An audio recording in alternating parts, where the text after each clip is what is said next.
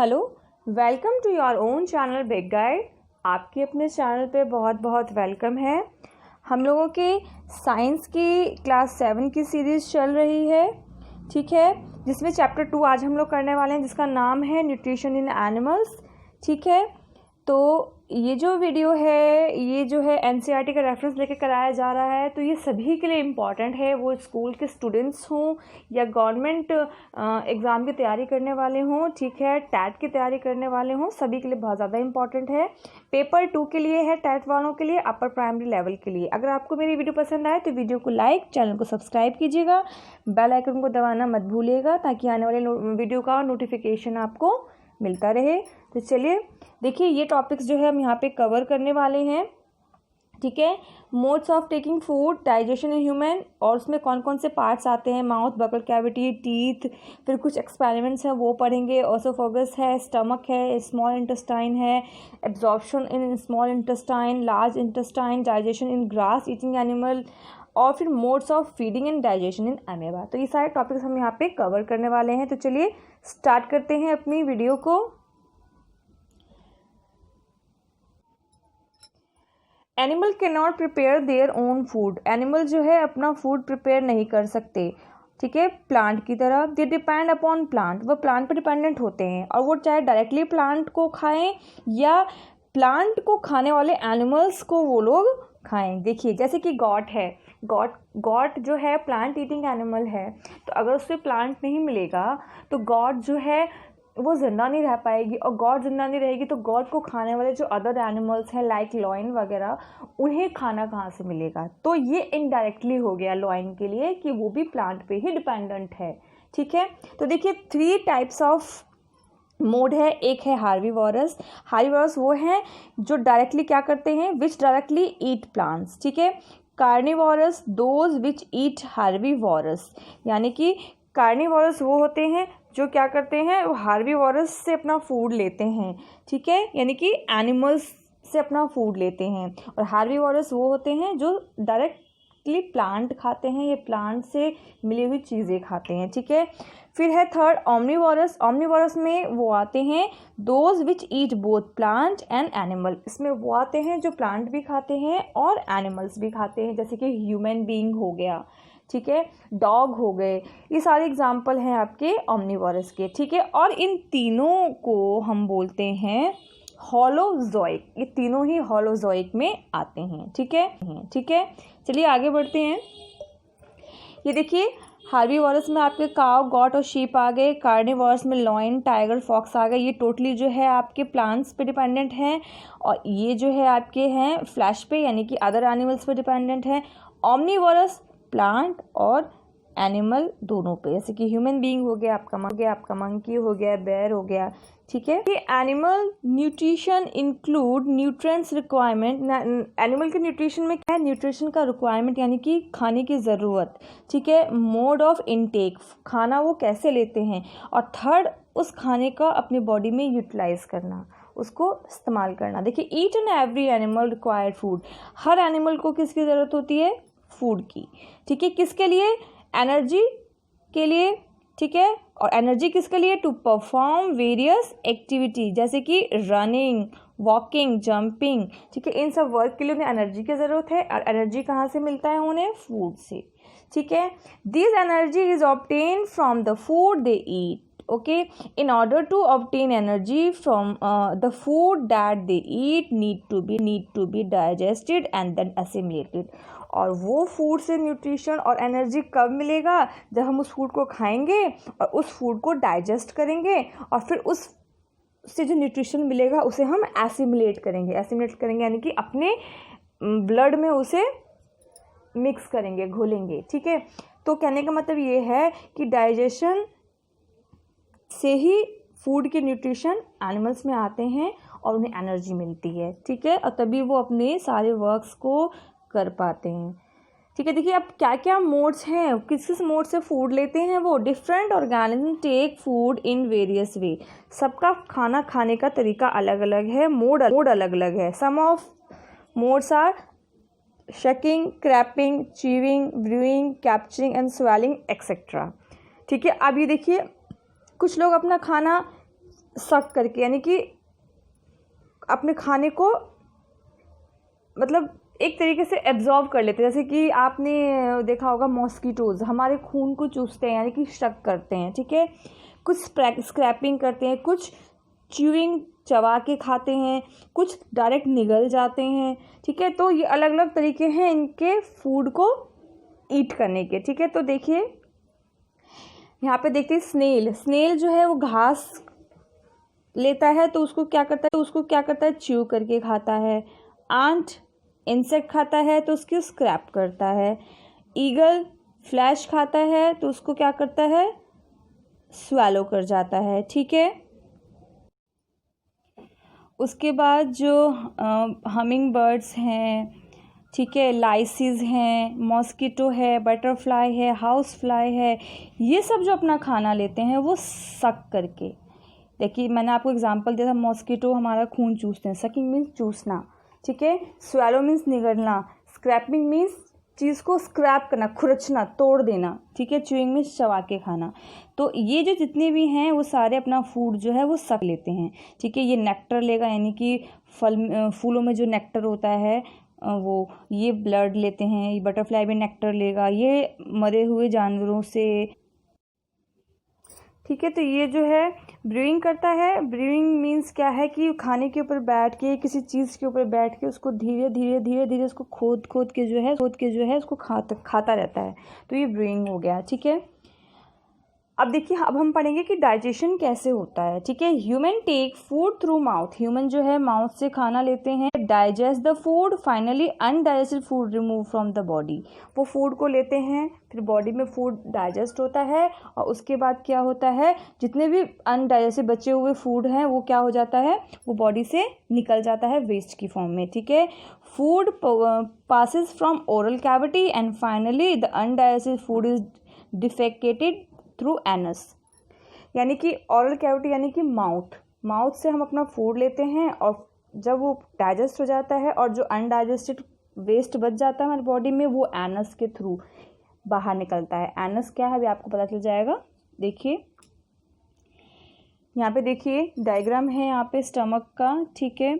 पूरा जो आपका इंटेस्टाइन है उसका सिस्टम है पूरा, ये इसको हम गॉल ब्लैडर बोलते हैं, ठीक है। ये आपका स्टमक है, ठीक है। स्टमक के बाद यहाँ पे आपका पैनक्रीज है, ठीक है। ये आपका जो होता है स्मॉल इंटेस्टाइन होता है और ये जो है आपका लार्ज इंटेस्टाइन है। उसके बाद फिर आपका रेक्टम आता है और देन लास्ट में एनस वो पॉइंट है जहाँ से हम अपना वेस्ट आउट करते हैं बाहर, यानी कि हम जो फ्रेश होते हैं मॉर्निंग में वो चीज़ है एक्चुअली में, और ये अपेंडिक्स होता है, ठीक है। तो ये सब चीज़ें हम आगे पढ़ेंगे डिटेल में कि ये सब चीज़ें क्या हैं।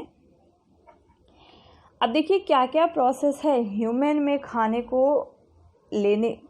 से लेके उसको डाइजेस्ट करने से लेके उसको वेस्ट को बाहर निकालने से तक। सबसे पहला है इंजेशन के बाद डाइजेशन होता है, डाइजेशन के बाद एब्जॉर्प्शन होता है, फिर हम एसिमिलेट करते हैं और लास्ट में उसका इजेशन हो जाता है। तो देखिए ये सब क्या है अब एक एक करके हम पढ़ेंगे।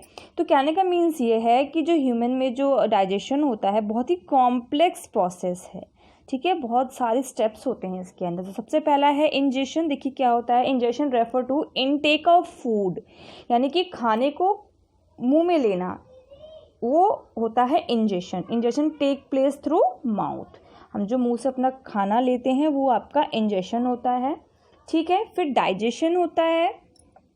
Digestion refers to the break down of ingested food into simpler form.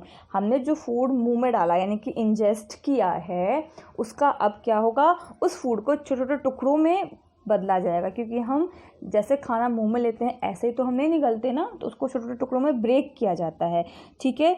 तो उसको ब्रेक करने में कौन कौन सी चीज़ें यूज़ होती हैं, टीथ।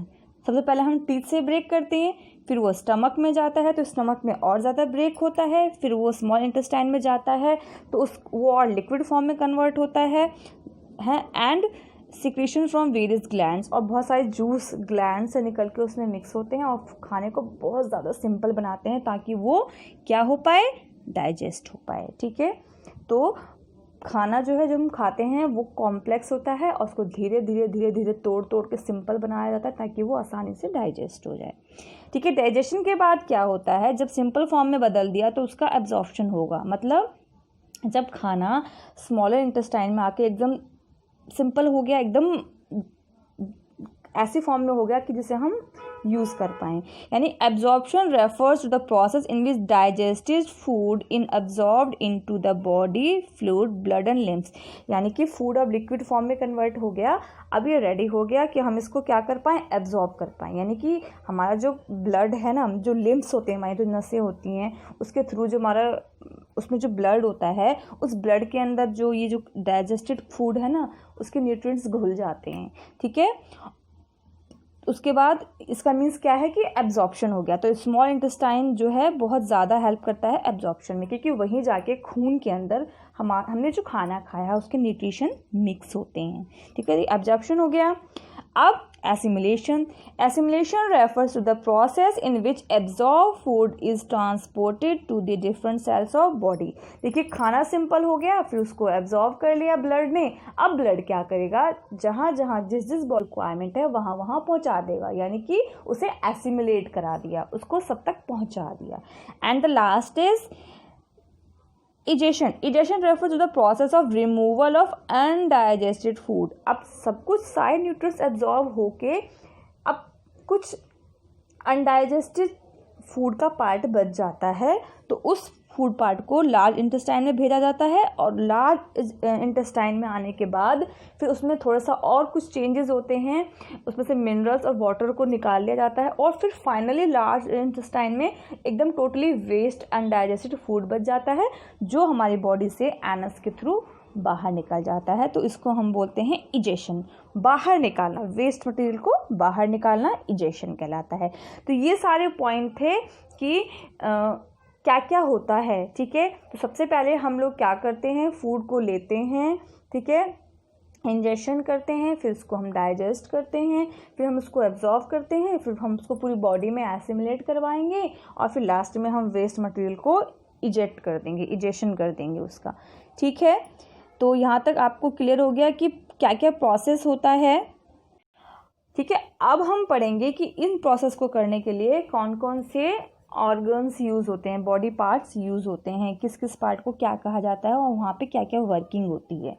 देखिए, पार्ट ऑफ डाइजेस्टिव ट्रैक्ट यानी कि डाइजेस्टिव सिस्टम में मैंने अभी बताया आपको कितने सारे प्रोसेस होते हैं, मैंने कितने सारे प्रोसेस का नाम बताया, तो ये पूरा एक प्रोसेस है डाइजेस्टिव सिस्टम का। ठीक है, तो इसमें कौन कौन से पार्ट आते हैं, सबसे पहले आपका बकल कैविटी आएगा, फिर आपका ओसेफॉगस आएगा, फिर स्टमक आएगा, फिर स्मॉल इंटेस्टाइन, फिर लार्ज इंटेस्टाइन, फिर लास्ट में एनस। ठीक है, और इन सबको मिला के क्या कहा जाता है, एलिमेंट्री कैनल। ठीक है, याद रखिएगा कि डाइजेस्टिव सिस्टम के जितनी भी आपके ऑर्गन्स होते हैं उन सबको क्या बोला जाता है, एलिमेंट्री कैनल। यहाँ आप डायग्राम में देख सकते हैं।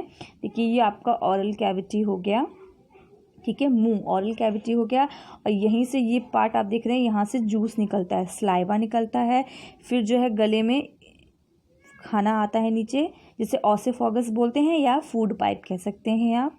ठीक है, फिर वहाँ से जो है खाना आपके स्टमक में आता है। ठीक है, स्टमक में आने के बाद क्या होता है, फिर ये खाना जो है आपके स्मॉल इंटेस्टाइन में जाता है। फिर यहाँ पे आप देखेंगे, यहाँ पे ये पैनक्रीज है, ठीक है, और ये लीवर है। इन लीवर और पैनक्रीज से क्या होता है, कुछ जूसेस निकलते हैं जो स्मॉल इंटेस्टाइन में जाके मिक्स हो जाते हैं और खाने को लिक्विड में कन्वर्ट कर देते हैं। ठीक है, फिर खाने से सारे न्यूट्रिएंट्स एब्जॉर्ब होकर ब्लड में घुल जाते हैं, और जो फूड है फिर कहाँ पहुँच जाता है, लार्ज इंटेस्टाइन में पहुँच जाता है, और लार्ज इंटेस्टाइन में बचे हुए मिनरल्स और वाटर को एब्जॉर्ब कर लिया जाता है, और उसके बाद जो फूड है, जो अनडाइजेस्टेड वेस्ट है, वो बाहर यहाँ एनस में आ जाता है और एनस के थ्रू बाहर हो जाता है। ठीक है, तो ये पूरा का पूरा डाइजेस्टिव सिस्टम है। ठीक है, तो अब देखिए, अभी तो मैंने आपको बताया कि कौन कौन से पार्ट हैं जो यूज़ होते हैं। अब मैं बता रही हूँ कि कुछ एंजाइम्स भी यूज़ होते हैं। अभी मैंने आपको लीवर और सलाइवरी ग्लैंड, लीवर और पैनक्रीज के बारे में बताया ना, तो इन तीनों से क्या होता है, जूस निकलता है, डाइजेस्टिव जूस निकलता है। ये सारे क्या हैं, ग्लैंड है जो क्या निकालते हैं, एंजाइम्स, यानी कि डाइजेस्टिव जूस निकालते हैं। ठीक है, the digestive tract and the associated gland together constitute a digestive system. यानी कि पूरे डाइजेस्टिव सिस्टम को अगर हम बात करें तो उसके अंदर ये तीनों चीज़ें भी आती हैं, प्लस में जितने भी अभी मैंने आपको डाइजेस्टिव सिस्टम के पार्ट बताए हैं जिसको हम एलिमेंट्री कैनल बोलते हैं वो भी आता है। ठीक है, तो ये तीनों जो है ग्लैंड है जिससे हार्मोन्स निकल, जैसे कि एंजाइम्स निकलते हैं। ठीक है, जो फूड को सिंपल फॉर्म में कन्वर्ट करता है। ठीक है, तो देखिए हमारा माउथ ये जो मेन पार्ट है जहाँ से हम इंजेशन करते हैं यानी खाने को अंदर लेते हैं। ठीक है, देखिए अपर लिप्स के बाद आपके गम्स होते हैं, फिर आपका टीथ हो गया। अब टीथ भी कितने टाइप्स के होते हैं हम आगे पढ़ेंगे। ठीक है, उसके बाद जो आपका ये पार्ट होता है ये आपका जो है हार्ड पार्ट होता है, और उससे जस्ट थोड़ा सा नीचे साइड में आएंगे तो ये सॉफ्ट पार्ट हो जाएगा। ठीक है, फिर जो आप एक बेल लाइक स्ट्रक्चर देखते हैं उसको हम यूवला बोलते हैं। उसके बाद आपका टंग हो गया और ये आपका लोअर लिप हो गया। ठीक है, तो ये आपके पूरे माउथ का वक्कल कैविटी जो ऑरल कैविटी है उसका स्ट्रक्चर हो गया। ठीक है, देखिए mouth and buccal cavity, we take the food through our mouth. ठीक है, माउथ से हम खाना लेते हैं, इसे इंजेशन कहते हैं, बता चुकी हूँ मैं। स्लाइवरी ग्लैंड होता है वहाँ पे, मैंने आपको पिक्चर में दिखाया था। वहाँ पे जो क्या होता है 3 पेयर्स ऑफ स्लाइवरी ग्लैंड्स होते हैं जिससे क्या निकलता है स्लाइवा, सीक्रेट स्लाइवा। ठीक है, saliva act upon the starch and break down into sugar. जब हम खाना मुंह में लेते हैं ना तो सबसे पहले खाना जब ब्रेक होता है तो सबसे पहले कार्बोहाइड्रेट डाइजेस्ट होता है खाने में से, और जो कार्बोहाइड्रेट हम सब जानते हैं क्या होता है स्टार्च होता है, और स्टार्च को हम क्या कर सकते हैं एज इट इज़ डाइजेस्ट नहीं कर पाते, तो ये जितने भी स्लाइवा होते हैं ना ये क्या करते हैं स्टार्च को ब्रेक करके शुगर में कन्वर्ट कर देते हैं, और शुगर को डाइजेस्ट करना ईजी होता है, इसीलिए हम डायरेक्ट कार्बोहाइड्रेट को नहीं कर सकते। ठीक है, अब देखिए टीथ का रोल क्या है। Teeth help in chewing, teeth ही हमारी क्या मदद करता है खाने को ब्रेक करने में। ठीक है, each tooth is place in the separate socket in the gum. हर एक दांत का गम में अलग अलग सॉकेट बना हुआ है, जगह बनी हुई है जहाँ पे एक एक दांत फिक्स होता है। ठीक है, अब देखिए दांत जो है डिफरेंट टाइप्स के होते हैं, जिसमें 2 टाइप्स के दांत होते हैं जनरलाइज वे में। तो एक होता है आपका मिल्क टीथ, दूसरा होता है आपका परमानेंट टीथ। मिल्क टीथ कौन से होते हैं जो हमारे बचपन में होते हैं। ठीक है, milk teeth grow during the infancy, बचपन में जो हमारे दांत निकलते हैं जिसका टाइमिंग होता है बिटवीन एज 6 to 8 ईयर। ठीक है, और उसके बाद क्या होता है कि फिर हमारे दांत मिल्क वाले टूटने शुरू हो जाते हैं, और उसके बाद क्या होता है हमारे परमानेंट दांत आते हैं। ठीक है, जो क्या होता है थ्रू आउट द लाइफ रहता है, और फॉल होता है यानी कि टूटते हैं कब, जब हम ओल्ड एज के हो जाते हैं, जब हम बूढ़े हो जाते हैं, और फिर जो टूटते हैं दांत तो हमारे वो हमेशा के लिए टूट जाते हैं। ठीक है, और मिल्क टीथ टूटने के बाद तो हमारे टीथ आते हैं वो परमानेंट टीथ होते हैं। अब यहाँ पे देखिए टीथ कितने टाइप्स के होते हैं बेसिकली। तो सबसे पहले मैं आपको बता दूं कि हमारे जो है 4 टाइप्स के टीथ होते हैं। सबसे पहला है इंसेसर, आगे के जो 4 टीथ्स आप देखेंगे ना वो है इंसेसर। ठीक है, और ये ऊपर भी होते हैं और ये नीचे भी होते हैं। ठीक है, उसके बाद आपके होते हैं कैनाइन, ये हो गया कैनाइन। इंसेसर के नेक्स्ट जो टीथ होता है एक इस साइड और एक इस साइड, वो आपके कैनाइन होते हैं, सेम नीचे भी होता है ये वाला।